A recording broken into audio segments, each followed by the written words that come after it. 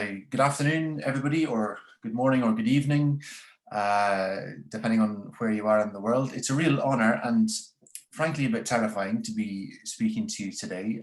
It seemed like a good idea at the time when I agreed to do it.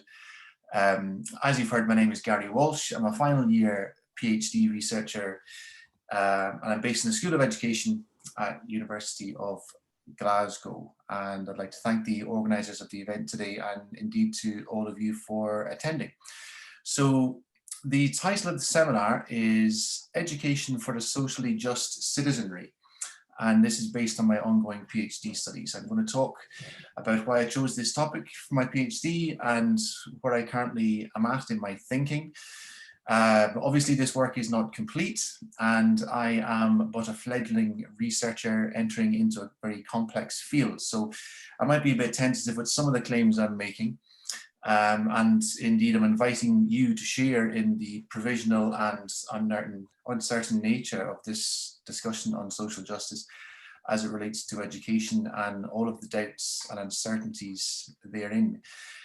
Having said that, I hope to provide an argument and some provocations that will be useful and challenging for educational researchers and practitioners alike. My aim is to prompt discussion, reflection, and maybe even some action, but we'll get to that shortly. Now, I want to acknowledge a few things before starting, given the topic of social justice.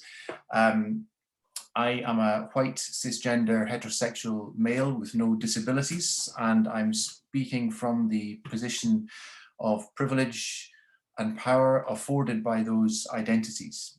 I'm originally from Ireland with a working class background, and while I've experienced anti-Irish prejudice on a few occasions, I've never experienced racism, and I never will, because I am racialized as white and therefore part of the power group. Now I mention this because my PhD is about social justice in very general terms. It is a result of philosophical work and not the result of lived experience of injustice on my part. I will talk about anti-racism later with the purpose of developing some of the ideas I'm working with, but I don't do this as an expert in anti-racism, far from it in fact. So while I'm not speaking from a position of expertise or personal experience, I aim to draw in part on knowledge born in such struggles, in solidarity with the subaltern and victims of injustice, those who Frantz Fanon referred to as the wretched of the earth. And I see my role in this space as connecting educational philosophy and theory to that knowledge. So on the next slide, you will see the plan for the seminar. Thank you, Phil. I'm going to begin by setting out the basic argument, providing some stipulative definitions for the concepts I'm using. I'll then go into some more detail about the rationale for the research and the philosophical work I'm drawing on, in particular looking critically at the work of Nancy Fraser. I will discuss what I see as some of the gaps in Fraser's work and how those gaps can be best addressed in the philosophies and practices of education. I'm going to make three main points, firstly concerning justice, secondly power, and thirdly this concept of citizenry. So firstly, I argue that a social justice agenda in education requires that we actively and explicitly resist injustice. This means that being politically neutral is not possible. Secondly, I argue that resisting injustice means tackling the issue of power.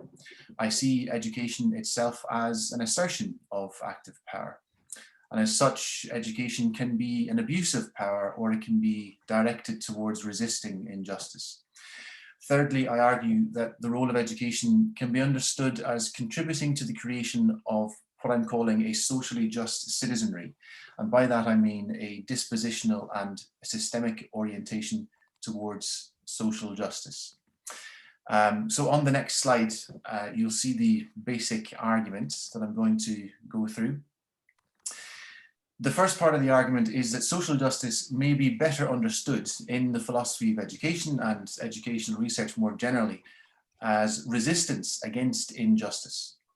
This perspective, rooted in critical theory as opposed to ideal theory, does not see social justice as an ideal end state on which we would all need to agree in order to ensure that the ends of justice are met.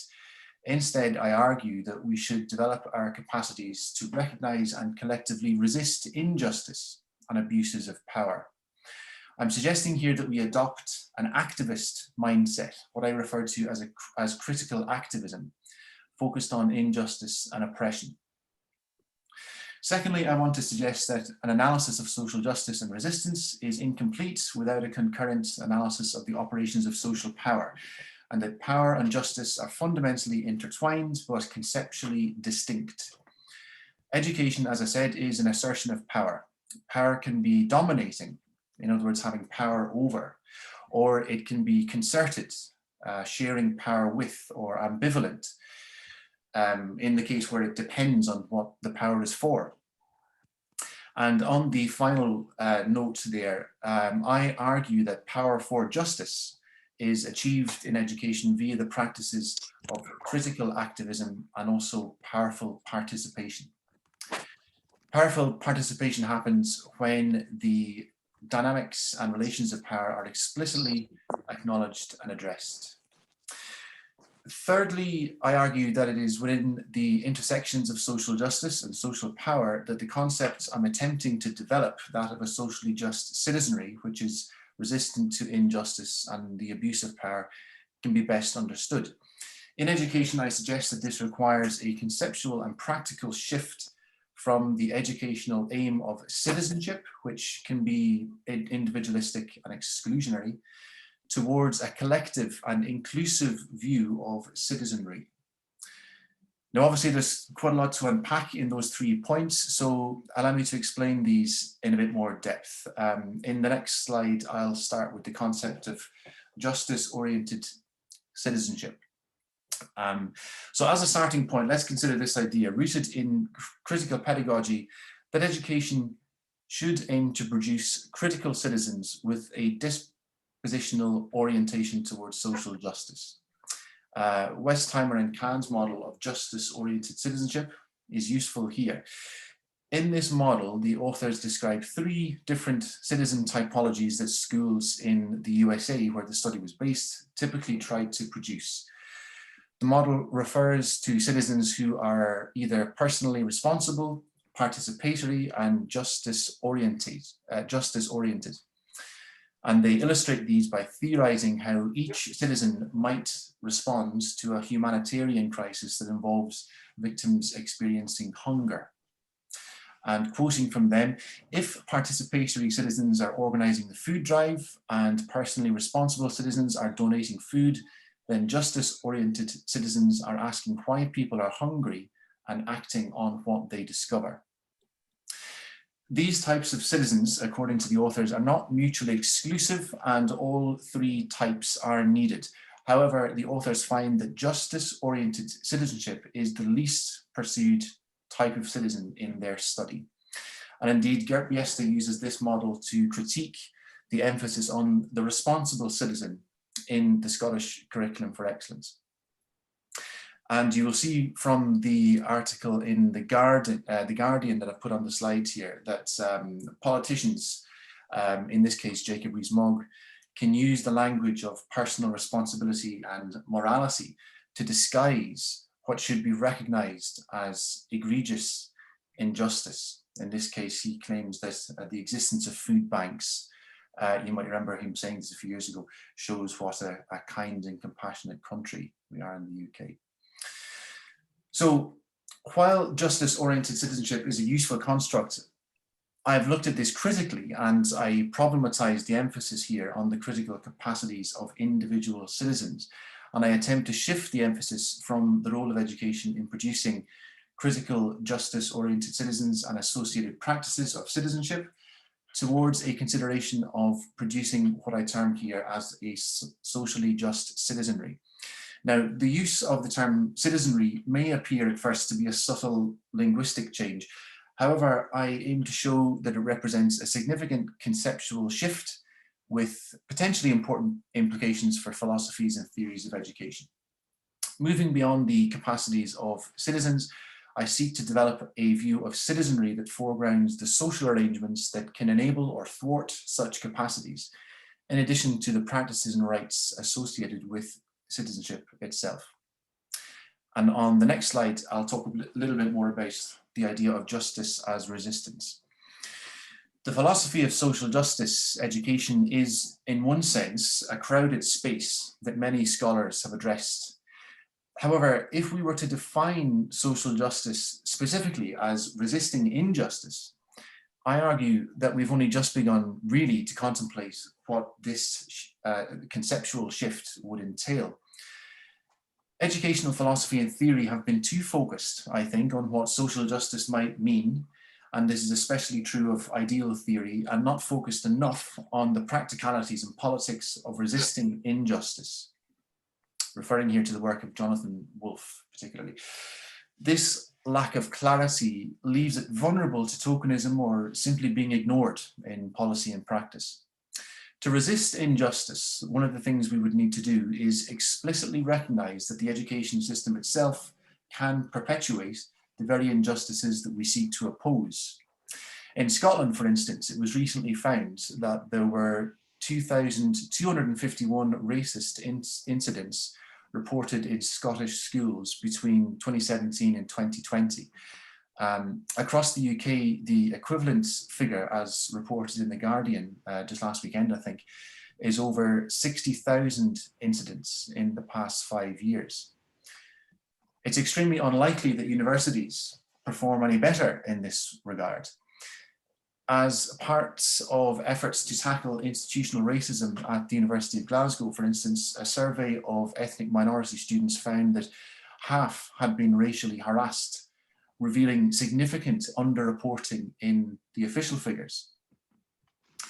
The recently published progress update called Teaching in a Diverse Scotland, Increasing and Retaining Minority Ethnic Teachers 3 Years On, which is a commission been written by Rowena Arshad. And it's clear that while some progress has been made in this area, significant long-standing problems need to be addressed in relation to race equality and representation in the teaching workforce in Scotland. Quoting from that report, it says, "The lack of proactive engagement beyond generic compliance with the Equality Act 2010 has been very disappointing, as has the lack of response from 14 local authorities. This echoes an Audit Scotland report in 2009, which examines the impact of the race equality duty on council services. The report's key messages relate to diversifying the teaching profession, explicitly addressing racial inequality and counteracting racial microaggressions, preparing teachers and leaders who are not race evasive, and centering the voices of Black, Brown and minority ethnic teachers, young people, children and families." Contrast that with the Sewell report commissioned by the Prime Minister and published this yesterday, which not only claims that there is no evidence for institutional racism in the UK, but the transatlantic slave trade was, and I'm quoting here, not only about profit and suffering, and that it speaks to culturally African people transforming themselves into a remodeled African or Britain. And this report doesn't even mention the disproportionate number of Black and brown people and health workers that have died during the COVID-19 pandemic. It seems tragically ironic that this report is a product of the very institutional racism for which it purports to find no evidence. What was it? On the contrary, the publication of this report is the evidence of institutional racism. Clearly, there is more that needs to be done. Now, in the book, How to Fight Inequality and Why That Fight Needs You, published last year, author and activist Ben Phillips argues that debates about economic equality have essentially been won. I don't think the same can be said for race equality, incidentally. It has been admitted by most governments and the United Nations that inequalities harm all of us, and that the pursuit of economic growth does not quell inequality. Political goals aimed at tackling inequality, however, ring hollow in the absence of real social transformation.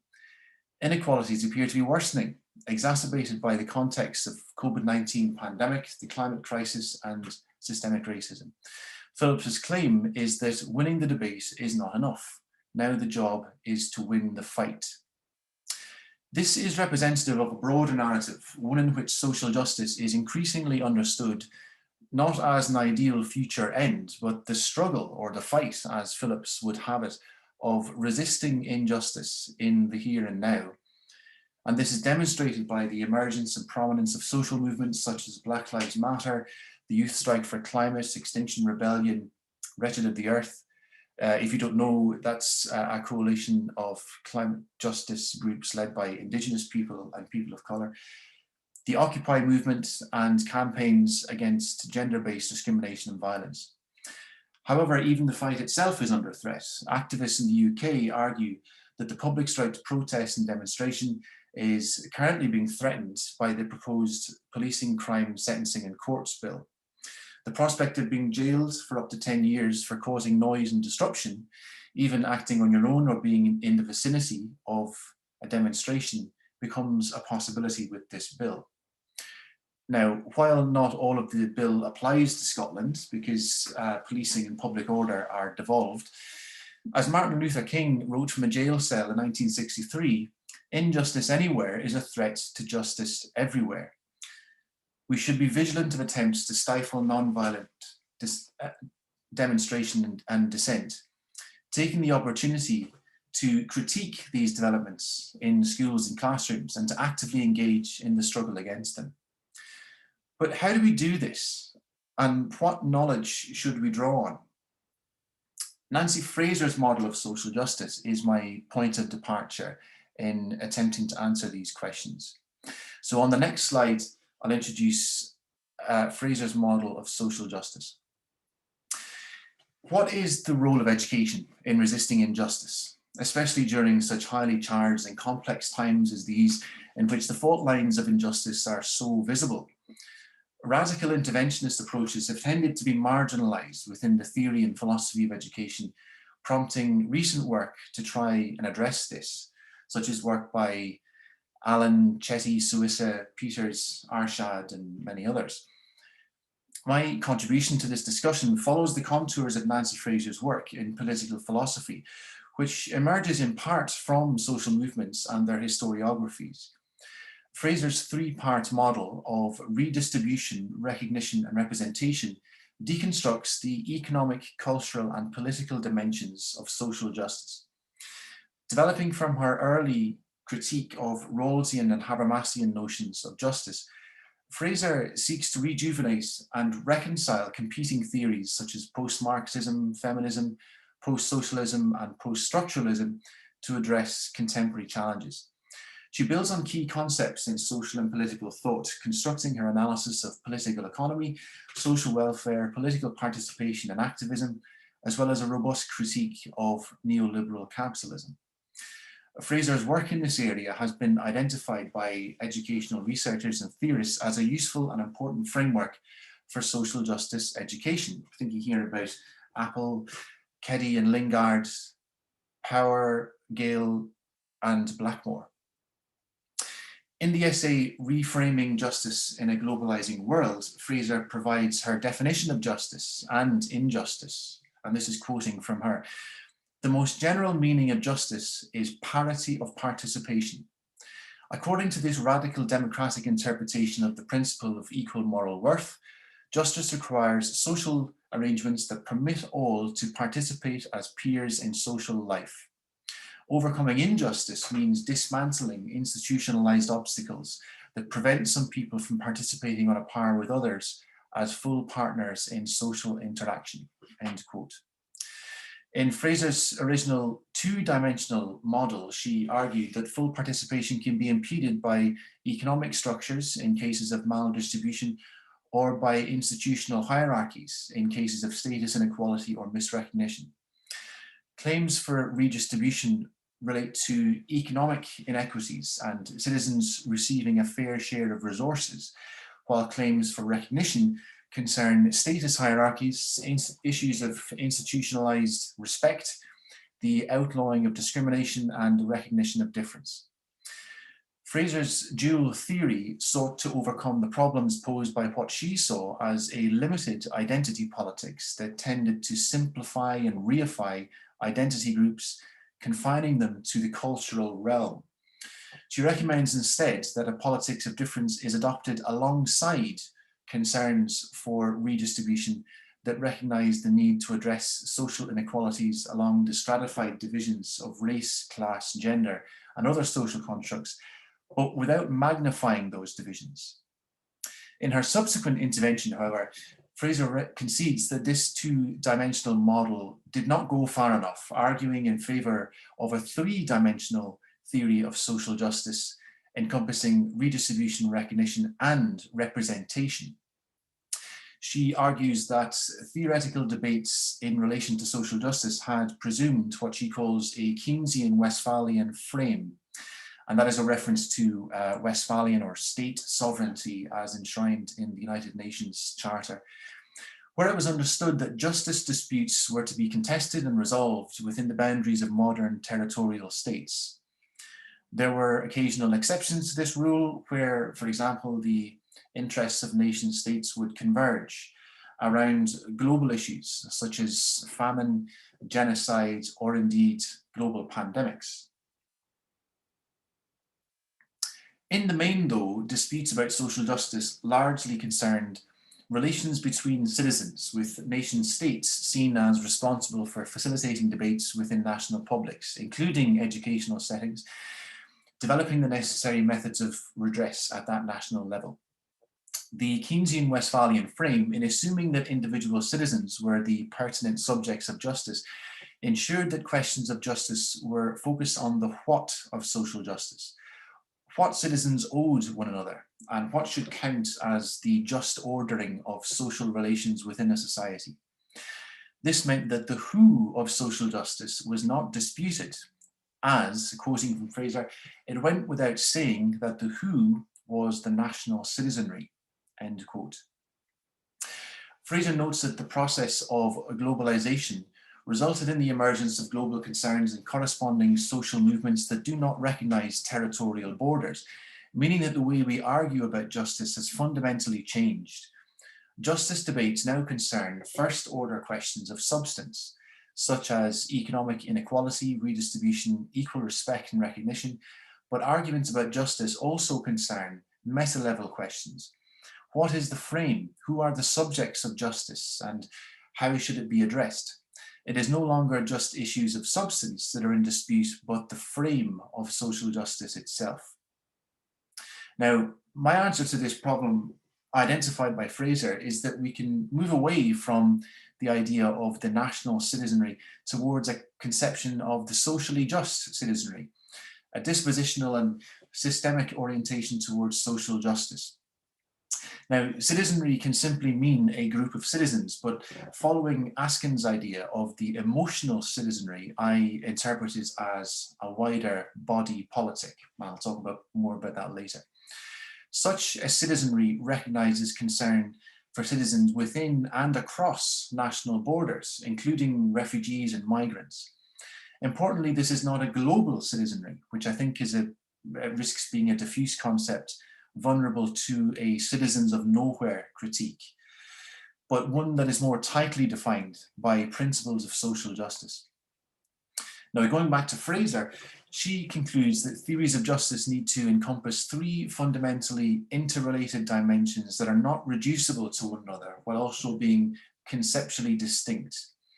Redistribution, which is the economic dimension, recognition, the cultural dimension, and representation, which is the political dimension, forming the basis of what she calls the post-Westphalian democratic justice. So that's a brief summary of Fraser's approach and how it relates to the philosophy I'm developing. On the next slide, I move on to some of the advantages and problems with Fraser's approach in relation to social justice and the philosophy of education. I find that Fraser's approach to these debates offers a philosophical method in itself, and that this poses a number of advantages for educational philosophy and educational research. The first advantage is the dialogic nature of her inquiries and the way she readily engages with her critics, including Judith Butler on the cultural dimension of justice, Iris Marion Young on the issue of oppression, Axel Honneth on the role of affect and emotions, and more recently, Michael Dawson on the theme of racial capitalism, which I'll come on to shortly. Now, what I like about this is that she engages with critics to develop her own ideas. Even critics who disagree with her on substantive questions recognize her ability to generate important analyses of contemporary political crises. This means that Fraser is open to changing her mind. She's open to the possibility that she might be wrong and that the theory that she presents is provisional and may need to be changed after dialogic engagement. I find that to be a refreshing method, and it seems to me, as somebody who's just entering the academy and currently engaged in the largely solo mission of writing a PhD, while supported by my supervisors, of course, that this approach is attractive. On that note, I would suggest that the image of the PhD as a solo mission is time-bound, and that we may begin to see more and more collaborative approaches to writing PhD theses and the production of knowledge more generally in education.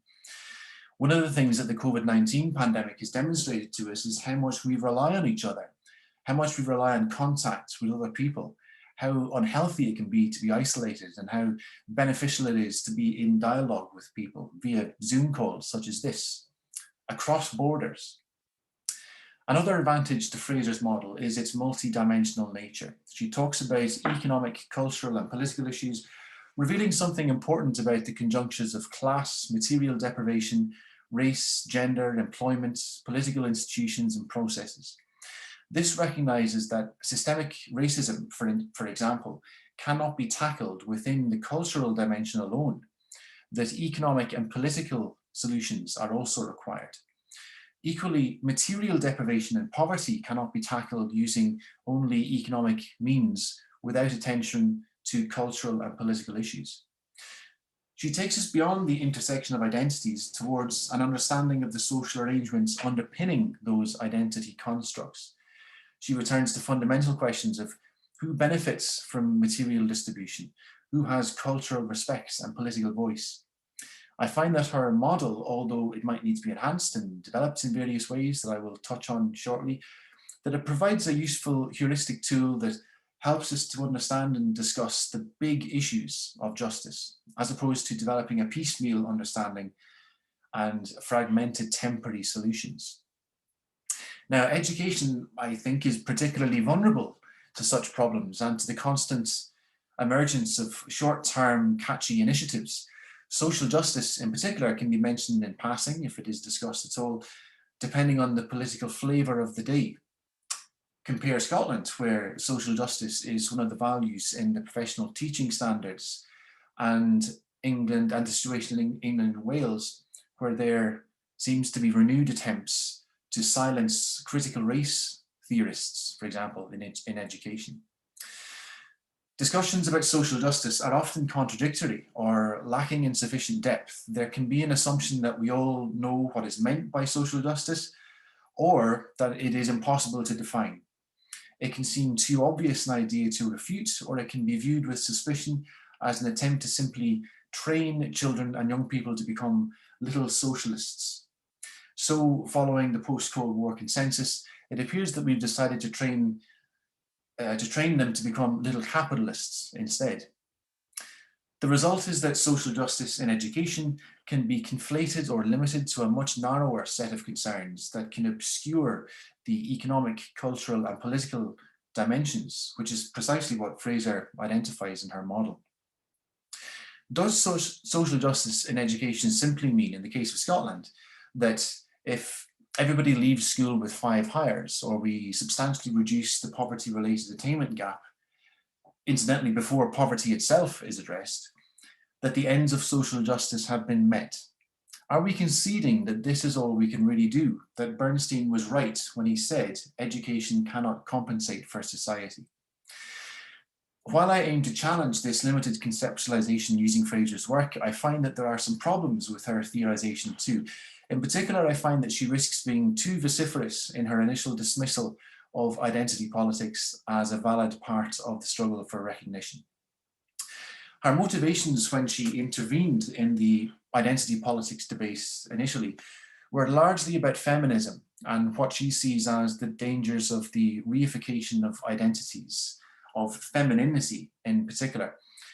Instead of opposing inequalities on identity grounds, where feminism is purely about women and femininity, she recommends struggling against the underlying inequalities in the ways that they are gendered, in which feminism is not only about women, but equality more generally.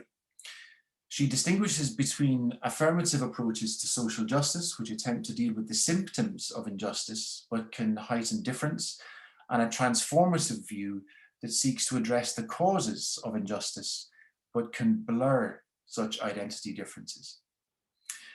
Now, even if Fraser is correct about this in relation to feminism and gender, and I don't propose to discuss that here, my reading is that it doesn't necessarily hold true in relation to all forms of identity and the politics of difference, especially in relation to racialization and racism. It seems anachronistic to maintain that anti-racism distracts from issues of class and vice versa. Fraser's initial insistence that a non-identitarian institutionalized form of recognition is necessary to avoid enhancing social division, I think that's problematic. We do not necessarily need to choose between identity and solidarity. Now, my reading is that Fraser herself would now recognize these problems in her earlier work. More recently, she's become concerned with the issue of racial capitalism. Fraser clearly recognizes that racialized identities matter, indeed that Black lives matter, in material and political ways. I suspect that Fraser initially overlooked the importance of identity politics, and I further suspect that this is because she may not have paid sufficient attention to the issues of racism and power.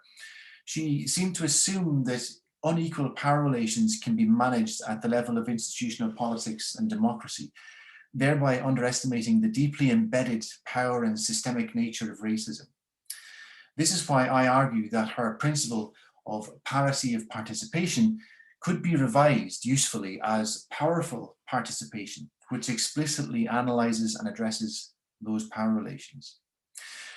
Fraser's latest revision of her work has important implications, I think, for anti-racist education, and in particular, the role of white educators and educational researchers. A good example of this is Black History Month.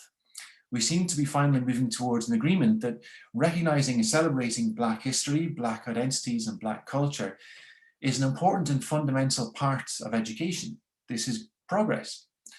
But do we fully recognize that Black history itself was violently and systematically silenced by white people for hundreds of years?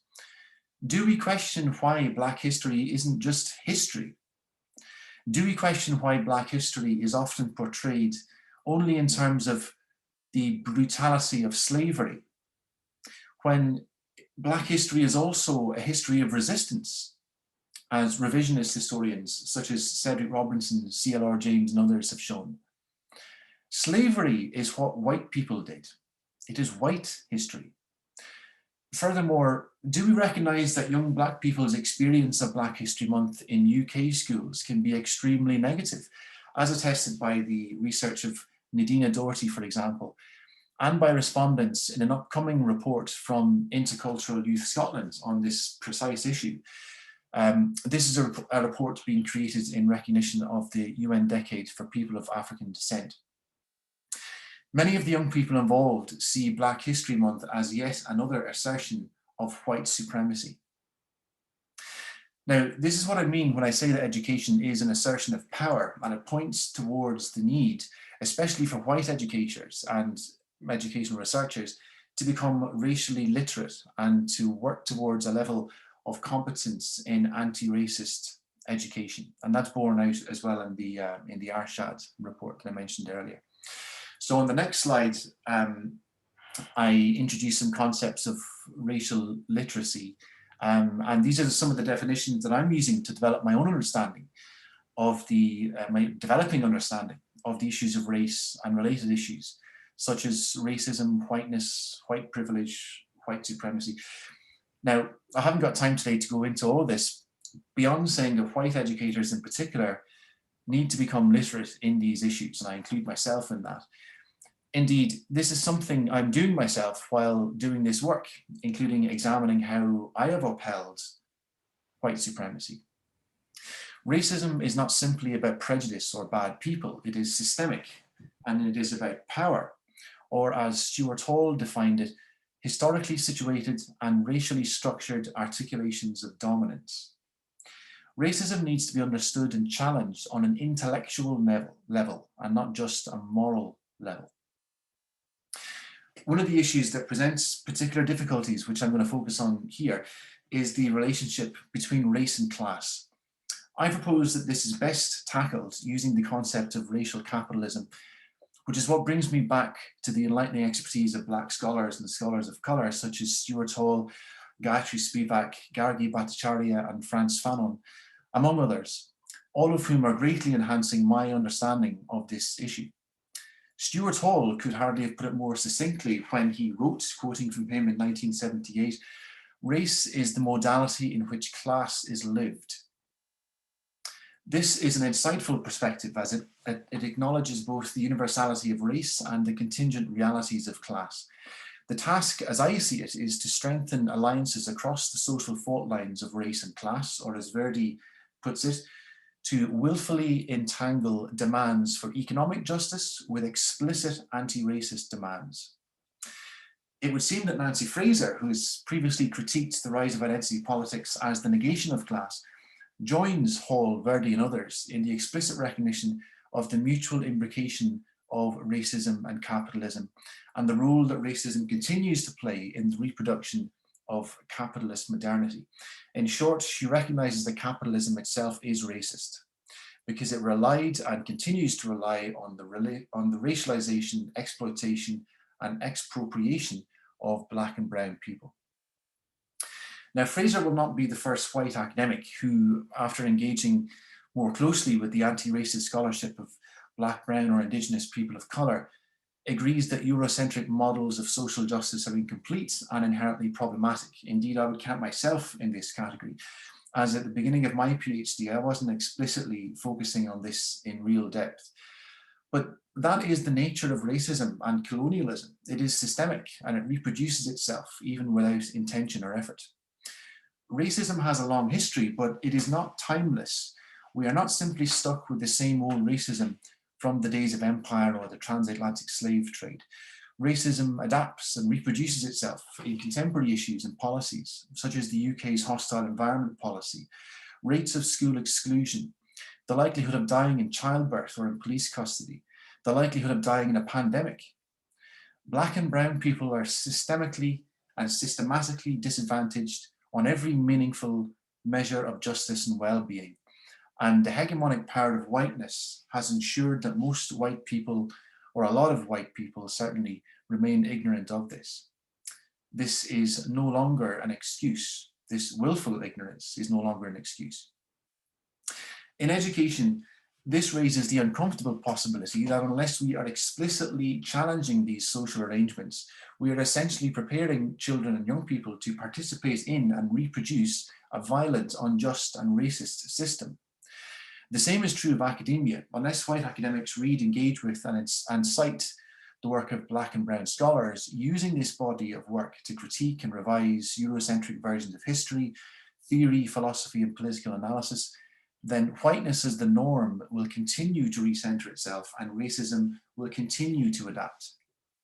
So I see the contours of Fraser's intellectual journey, in which she has been open-minded enough to revise her model of social justice, as a journey that many white educators and researchers such as myself need to embark upon, not only by familiarizing ourselves with anti-racist practice and efforts to decolonize the curriculum in schools and universities, for instance, but to actively join in this struggle, not as a white savior, but alongside and being led by Black and brown educators, as if it was our struggle too, because in fact, it is our collective struggle.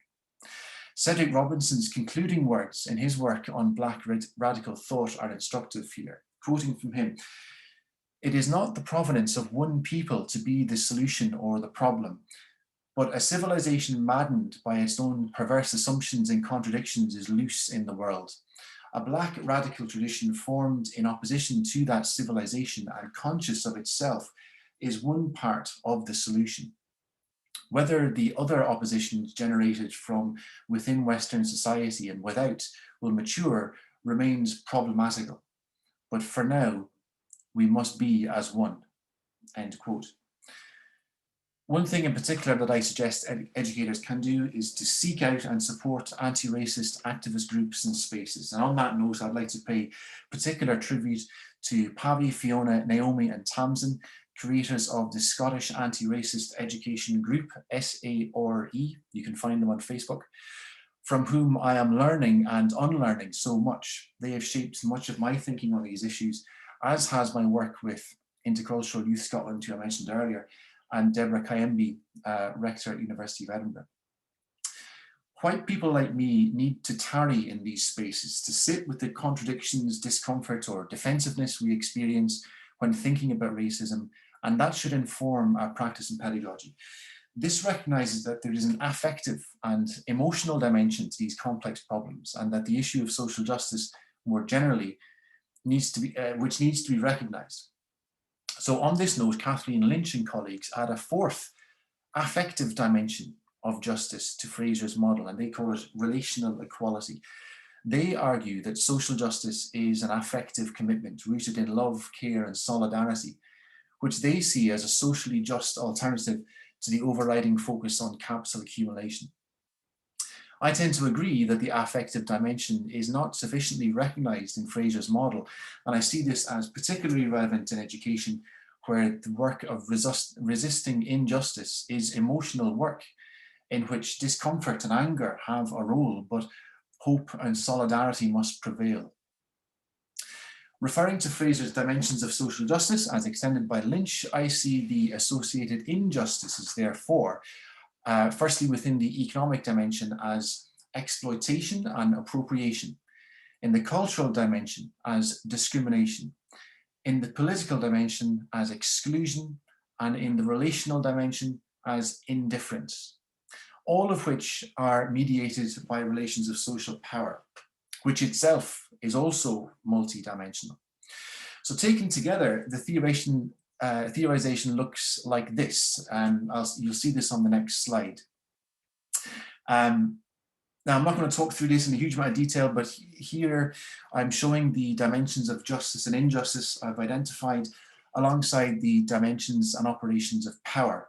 I'm using Hogarth's work to discuss power, which I'm also mapping onto the purposes of education. I don't have time to go into this now, but I'm happy to address this in the discussion. The important point is that this theorization becomes especially relevant to our purposes when we consider the role of education in the fight against injustice. And so it is helpful to have specific ideas about what exactly injustice is and how to tackle it. I'm describing injustice here as exploitation, discrimination, exclusion, and indifference. My hope is that I'll be able to create a heuristic tool that identifies the complex conjunctures of justice and power in relation to education, and that this will be a useful tool in empirical educational research and in the development of social justice pedagogies. I propose that pursuing this social justice agenda in education, as I'm describing, would require a significant reorientation of educational theory, philosophy, and practice. It would pose a serious challenge to the misguided idea of political neutrality, a requirement which is often imposed on educators, teachers especially. Now, by rejecting political neutrality, I'm not advocating that educators should promote a party political stance. Rather, I'm advocating for a culture in education where we are enabled to engage in the practices of what I call critical activism and powerful participation. Critical activists are those who name and actively address economic, cultural, political, and affective injustices as part of our civic duty. Critical activism is an adaptation of intellectual activism, a concept developed by Patricia Hill Collins, whose sociological work focuses on Black feminist thought and intersectionality. She proposes intellectual activism as a responsibility of scholars and public intellectuals. However, I argue that critical activism is a more suitable description that is specific to educators. So I don't claim that all educators should be public intellectuals in the traditional sense. I argue instead that all educators should and can be critical in their practice. Collins proposes two main strategies for this form of activism. The first is speaking truth to power, which uses the power of ideas to confront existing power relations. And the second is speaking truth to the people, which involves talking directly to the masses.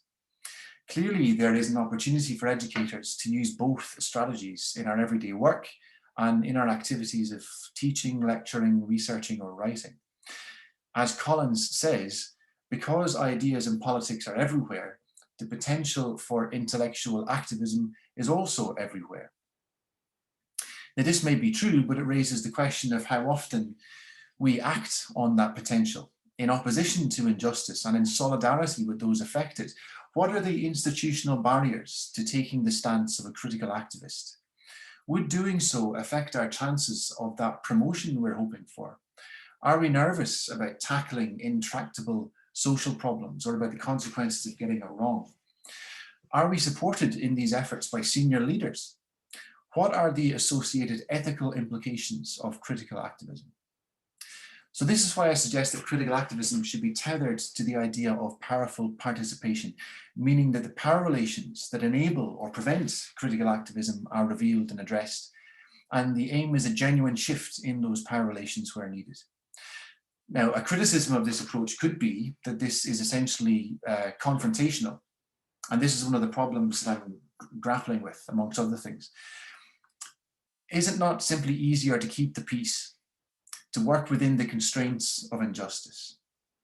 Now, the difficulty with this for me arises when we ask ourselves, are we in fact keeping the peace, or are we keeping the power? Now, on the next slide, you will see a kind of a further breakdown of the socially just citizenry and the definitions that I'm moving to. Basically, that it is a counter-hegemonic body politic characterized by a systemic and a dispositional orientation towards social justice. It is a product of justice and power, and that it requires a public pedagogical project where education is directed towards what I'm calling power for justice and the collective resistance of injustice, oppression, and abuses of power. And this, I propose, is achieved via practices of critical activism, powerful participation, and the other ideas in developing reparational and transformative citizenship. And this citizenry is constituted by a critically informed citizenry with a deep understanding of the concerns related to social justice, an emotional citizenry with the motivation, values, and capacities to act on the basis of those concerns, and an active citizenry with access to the economic, cultural, political, and relational levers of power that enable social transformation. Moving on to the final slide here, I'm moving towards a conclusion, which I'm describing here as From Fraser to Fanon. As alluded to earlier, Fraser's treatments of the politics of recognition can be critiqued for not attending sufficiently to relations of power. So this is why I've since turned to the work of Frantz Fanon. Fanon was clear that colonized peoples, the subaltern, could not rely on recognition gained from the racial other, colonizers, to achieve self-realization.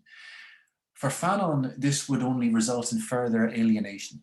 Instead, he argues that the subaltern should seek out self-recognition through resistance and by attending to one's own culture.